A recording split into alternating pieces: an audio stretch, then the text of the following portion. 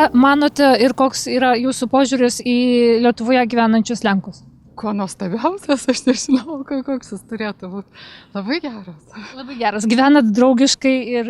Turiu nuostabių draugių, nu tai ką jau čia, net nežinau, neskirstau aš ten, ar jie tokie, ar kitokie, ar nežinau, nei tautybė, nei ar blondinai, ar brunetai, nu man tai šiaip nežinau, net tokio klausimo nekyla.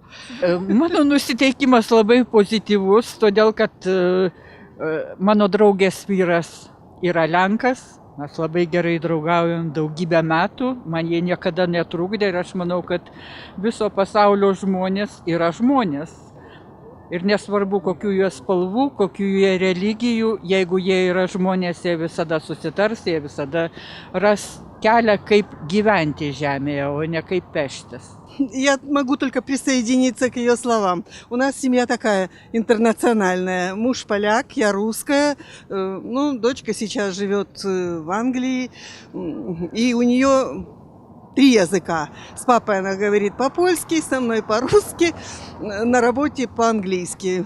Никаких проблем. Ką žinau, man tai netrukdo iš tikrųjų. Ką žinau, geri žmonės, nu, kiek pažįstu. Ir tiek. Viskas normaliai.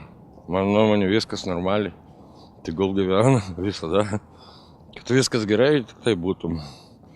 Na, taip, nežinau. Nu, viskas gerai.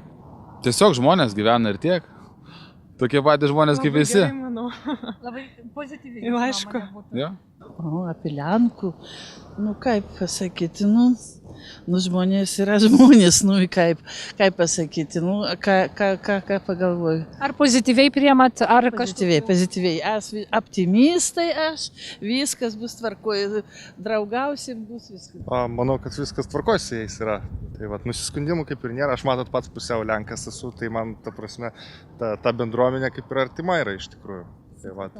Aš nieko, labai gerai. Man patinka tie žmonės. Mano brolis gyvena Lenkijoje.